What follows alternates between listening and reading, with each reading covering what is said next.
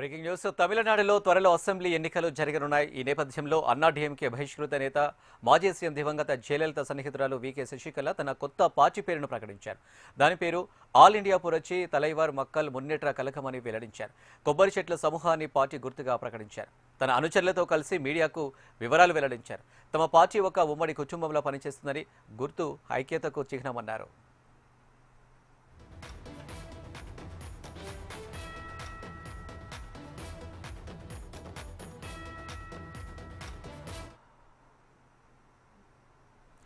జయలలిత మరణం తర్వాత పార్టీలో సమస్యలు తలెత్తాయని, తాను ముఖ్యమంత్రిగా నియమించిన వ్యక్తి వెన్నుపోటు పొడిచారని శశికళ ఆరోపించారు.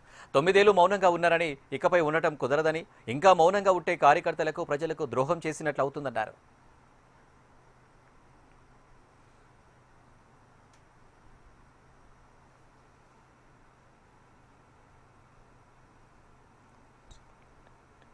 దీనికి సంబంధించి మరిన్ని డీటెయిల్స్ మా కన్సల్టెంట్ ఎడిటర్ శివప్రసాద్ అందిస్తారు. శివప్రసాద్, సో అది ప్రధానంగా చూసినట్లయితే జయలలిత పార్టీని 24th ఫిబ్రవరి అనౌన్స్ చేశారు. యాక్చువల్ గా అనౌన్స్ చేసినప్పుడే ఆవిడ పార్టీ పేరు అనౌన్స్ చేయలేదు, పార్టీ పెడుతున్నానని అనౌన్స్ చేశారు.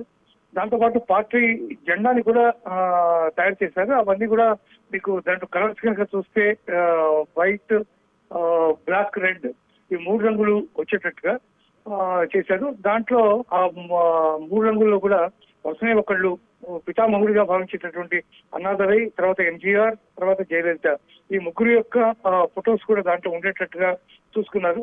ప్రధానంగా ద్రవిడియన్స్ ని బేస్ చేసుకుని, అంటే ద్రవిడ సంస్కృతిని, ద్రవిడ సంప్రదాయాల్ని, ద్రవిడిని ప్రధానంగా టార్గెట్ చేస్తూనే ఆమె ఈ డెసిషన్ తీసుకున్నారు అని చెప్పి రాజకీయ విశ్లేషకులు మాట్లాడుతున్నటువంటి పరిస్థితి కనిపిస్తోంది. అయితే కారణాలు ఏమైనా ఆవిడ చాలా కేసెస్ అన్ని వాటన్నిటిలో ఇరుక్కున్నారు. వాటన్నిటికి సంబంధించి ఆవిడ పూర్తిగా ఇంకా బయటికి రాలేదు. రిఫర్కేషన్స్ దాంట్లో ఉన్నాయి కాబట్టి వాటి కారణంగా రేపు జరగబోయేటటువంటి, అంటే 2026 లో జరగబోయేటటువంటి ఎలక్షన్స్ లో ఆమె పార్టిసిపేట్ చేసేటటువంటి అవకాశం లేదు.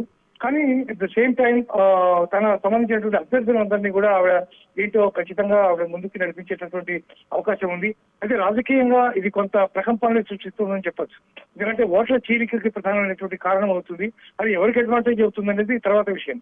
ఇప్పటికే మీకు ఏఐడిఎంకే అట్లాగే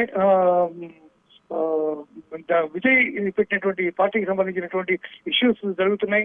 ఇవి ఎవరితో అలైన్ అవుతాయి, లేకపోతే ఏం జరుగుతుంది, ఇండిపెండెంట్ గా పోటీ చేస్తారా అనేటువంటి చర్చ దాని మీద నడుస్తున్నటువంటి నేపథ్యంలో ఇప్పుడు ఈవిడ కొత్తగా పెట్టినటువంటి ఈ పార్టీకి సంబంధించి ఈవిడ ఎవరితోనో ఒకరితో ఖచ్చితంగా అలయన్స్ తీసుకుంటారు అనేటటువంటి మాట వినిపిస్తోంది.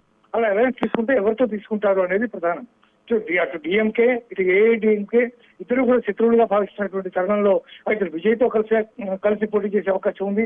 మరోవైపు భారతీయ జనతా పార్టీతో కలిసి పోటీ చేసే అవకాశం కూడా ఉంది.